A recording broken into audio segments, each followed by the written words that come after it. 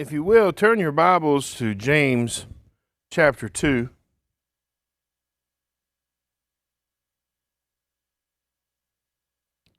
Now, as you're turning to chapter 2, we're going to be in verses 14 through the end of the chapter. And we've already covered a good portion of it last week. Just a quick breakdown. Chapter 1 of James is genuine faith produces evidence of that faith, but it's mature Christians are robust. They're patient in trials. They persevere. They make it through trouble. Chapter 2, mature Christians are real. They practice the truth or practice what they preach. And it has a tendency really to,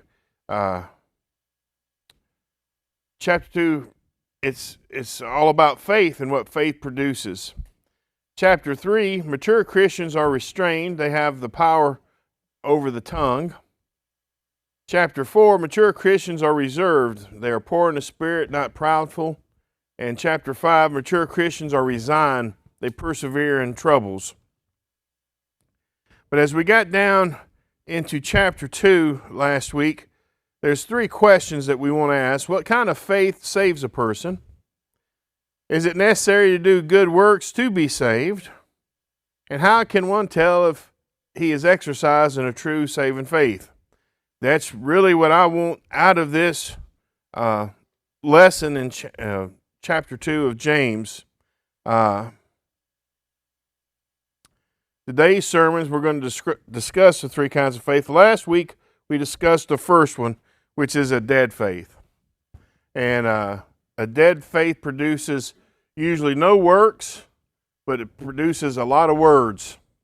And we looked at that, where we tell our neighbor that we know that's in need, well, we'll pray for you, be warm and fed. I done my Christian duty, right? No. We also looked at the Good Samaritan. The priest came by and he saw the man that was in trouble and he went on the other side of the road. The Levite came by, he looked down and saw the man in the ditch and beaten and needed help, and he went on the other side of the road.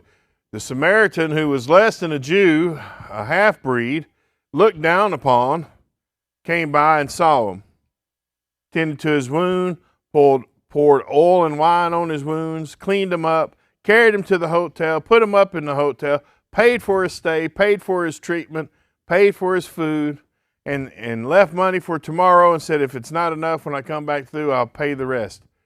That kind of faith is the saving faith that we'll talk about in a little bit, but that's the faith that costs you something. All right, we say, well, salvation is free. Salvation is free. But what I'm trying to show through this study is by faith, there's produced works. And these works always cost you something. That's why we don't like the works too much, to be quite honest, because we know it costs us something. That's why we don't like discipleship, because it costs us something. We don't want to pay nothing. What we want is always free, right? How do you like it? Any of y'all ever do a garage sale? You put some $10 items up for 50 cents. Person come up and look at that $10 item, pretty good shape. You want 50 cents? I'll give you a quarter for it. Really? But how many of you have been the one that asked for the quarter, to do the quarter? Oh, you want 50 cents? I'll give you a quarter. I'll give you a dime for it. Let me say something. Cheap faith is cheap rewards. What about David?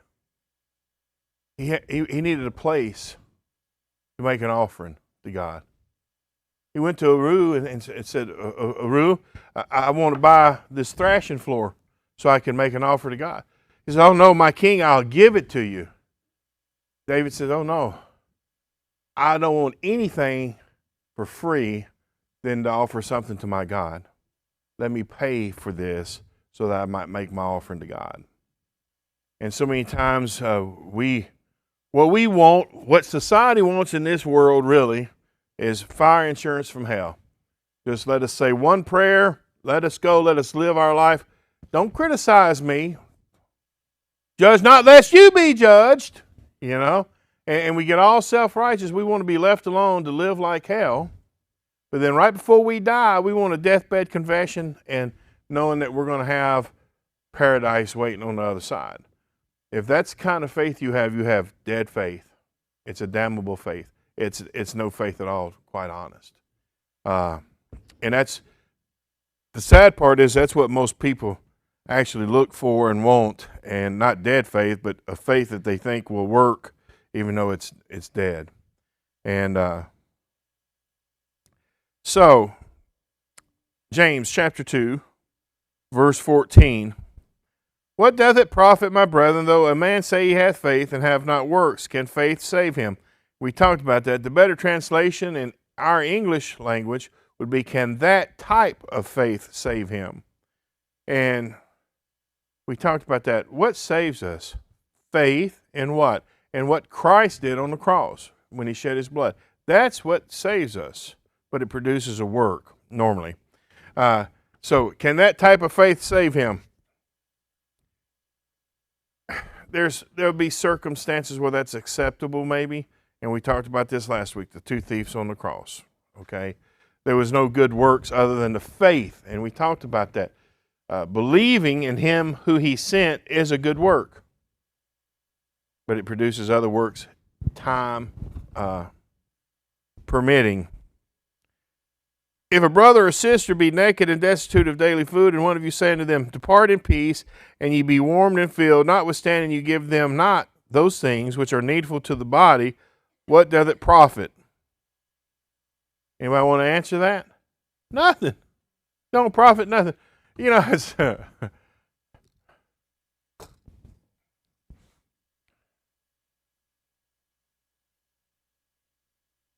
we're praying for you and thinking of you, sending you your warm, fuzzy thoughts. I don't want your warm, fuzzy thoughts. I'm sorry. I mean, that's all sweet and everything. You know what I do want? I do want your prayers. You know, I do covet your prayers to God on my behalf. But if you just want me to give me warm, fuzzy thoughts, that's okay. I can watch Bugs Bunny and get a warm, fuzzy thought. It doesn't change my situation in the moment, does it? No. I tell you another way to get a warm, not necessarily a fuzzy thought, but a warm thought, pour hot coffee down your leg coming to church. I still smell it every time I move.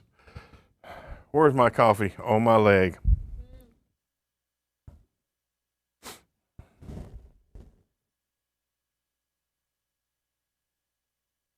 Even so, faith, if it hath not works, is dead, being alone.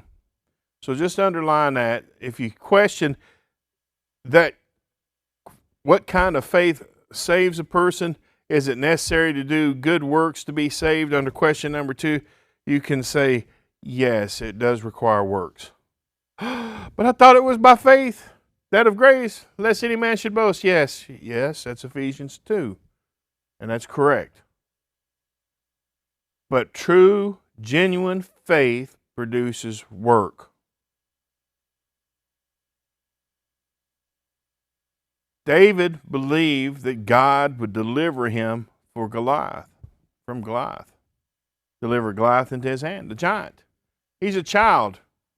He's a young man. He can't even fulfill a king's armor.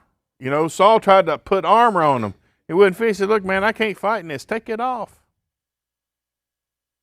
The work was when he picked the stones up and cast that stone. But faith gave him the stones to pick up.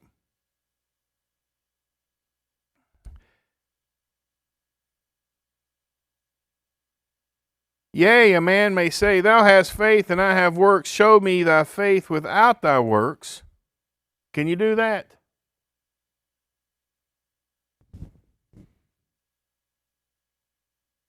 Somebody give me an example of that, faith without works. I can't. Have you thought about it? Have you ever thought about it? It always produces some type of fruit or work, doesn't it? Your faith, whether in even a negative faith, produces a work, right?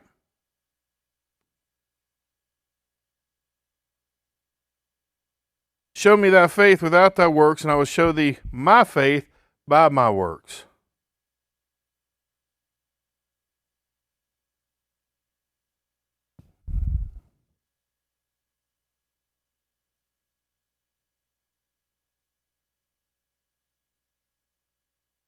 Let's use the Good Samaritan as an example again. The Levite and the priest, they saw what needed to be done. I'm going to tell you, they produced the work. Would you be in agreement with me? What work did it produce when they saw? They moved themselves to the other side of the street, didn't they? To not see it. The Good Samaritan, on the other hand, when he came through, a Samaritan, half Jew. The Jews looked down on him, just the regular, common Jews. The Levites and the priests, above the Jews, looked even further down upon him, almost to the point of Gentiles, almost to the point of being dogs. They didn't worship at the right temple. They didn't do the right kind of things, and they were half-blooded Jews. They mixed with the Moabites or whoever it was that they mixed with.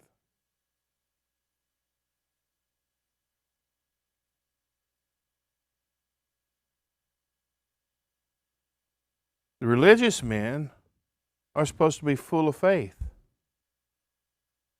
The dog, the Samaritan, probably didn't have half the faith that those men had, yet demonstrated his faith by his works, right? He stopped, he tended to him, helped him, paid for it, and cared for him. So, thou hast faith, I have works, show me thy faith without thy works, and I will show thee my faith by my works. Well, the Levite and the priest actually showed by their work their lack of faith, while the Samaritan, while you would question his faith, demonstrated how much faith he had by caring for the one that was in need.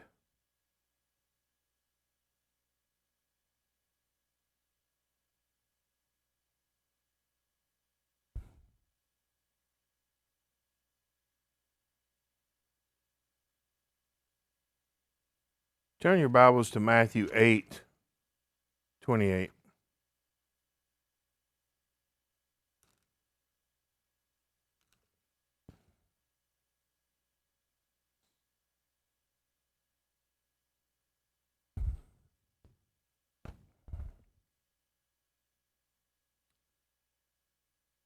Now hold your place there and go back to James chapter 2:19.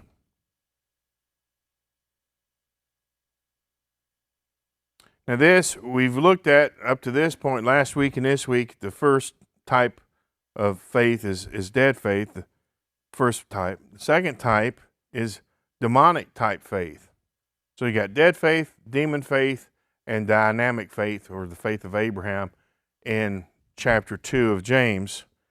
But here in 19, we're in 2:19 of James. Thou believest that there is one God. Thou doest well. The devils also believe and tremble.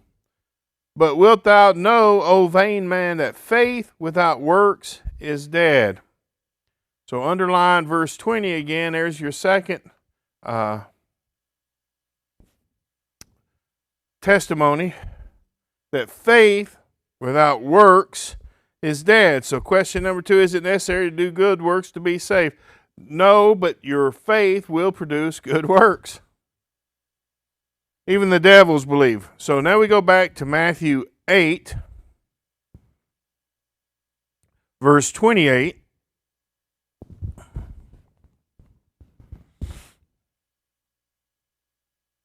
And when he was come to the other side into the country of the Gergesenes. I can't pronounce that. There met him two possessed with devils, coming out of the tombs, exceeding fierce, so that no man might pass by that way. Now, a couple quick things. He, meaning Jesus, when he came there, this is in the land of the Gentiles, not of the Jews. He met two men that's possessed with spirits or devils, demons, coming out of the tombs, the place where the dead are entombed, exceeding fierce, so that nobody can ever pass that way. This is early in his ministry. All right, this is not a lot. It's not a recognized fact or news yet that this is the Son of God Messiah. Okay, they're hoping. There's whispers and rumors, but they come by, and behold, they cried out, saying, "What have we to do with thee, Jesus, thou Son of God? Art thou come hither to torment us before the time?" So we see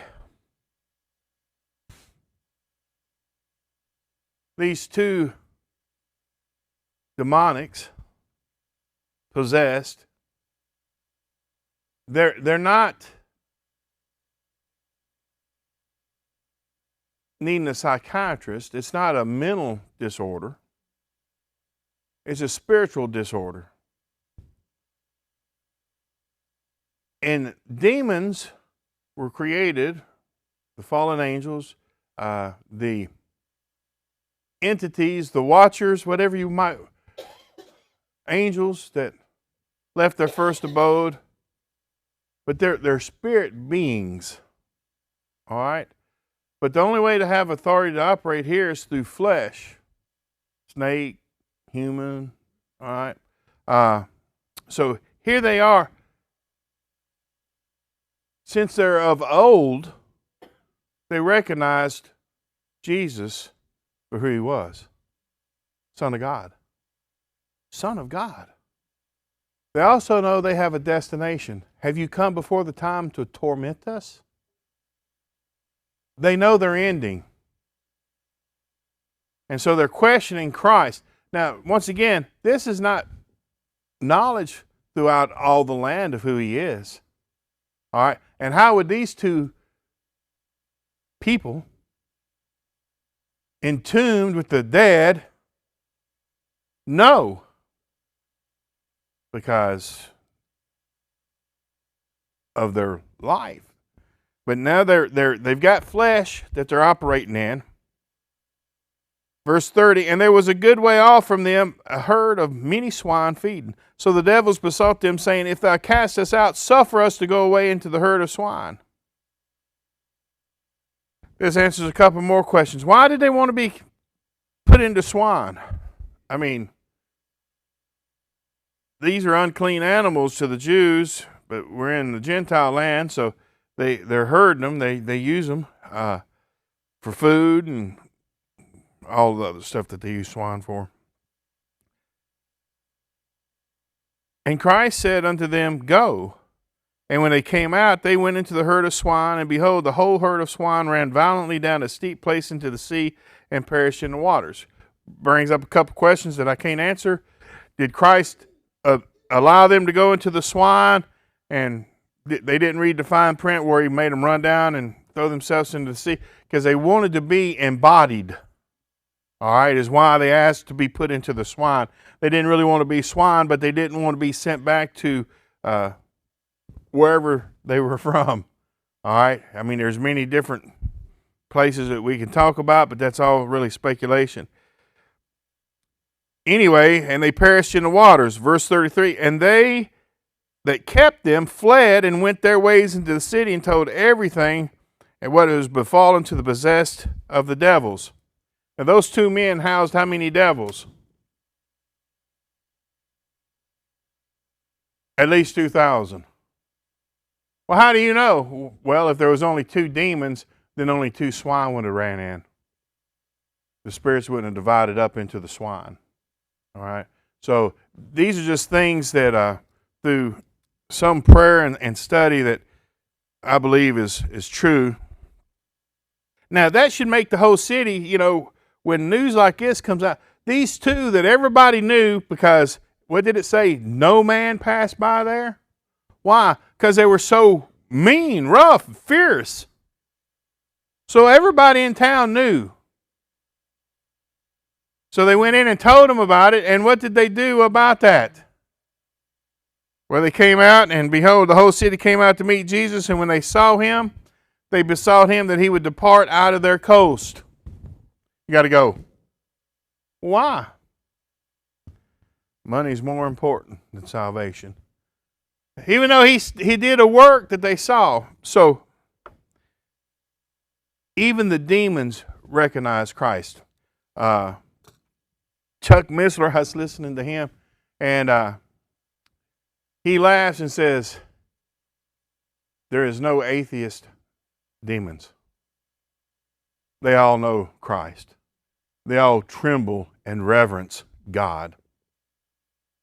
But they're not obedient, and they're lost. He said some demons are in better position of doctrine than Christians because they recognize Christ and they reverence Christ. They tremble before Christ. They have enough sense to tremble. He says there's Christians now that is so boldened and embrazened that they will demand of God in Jesus' name.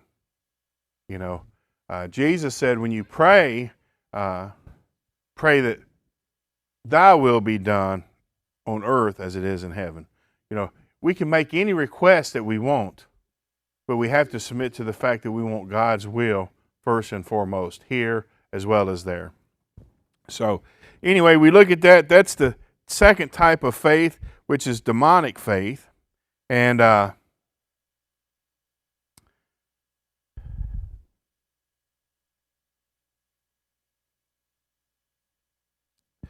so does dead faith, question number 1, what kind of faith saves a person? Does dead faith save a person?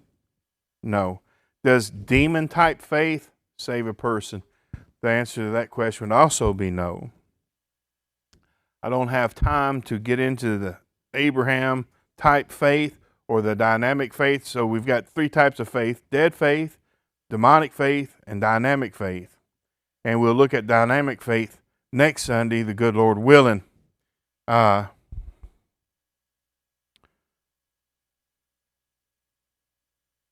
will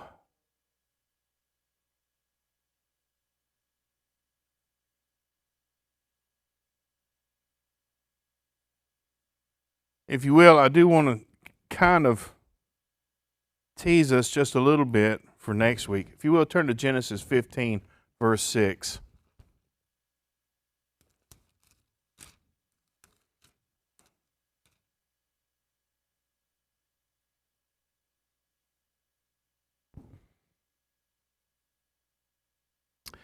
Actually, we'll start in verse 4.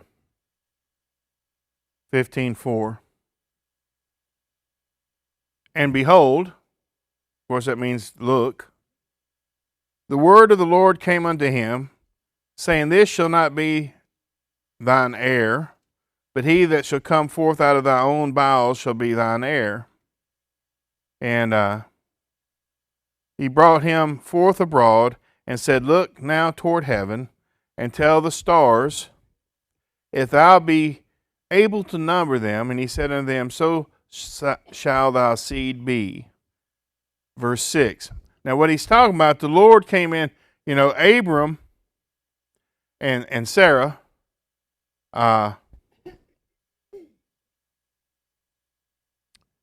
decided to take matters into their own hands. And he's letting them know that he has a son coming that's going to be going to populate the earth with the saving knowledge. Verse 6, and he believed in the Lord.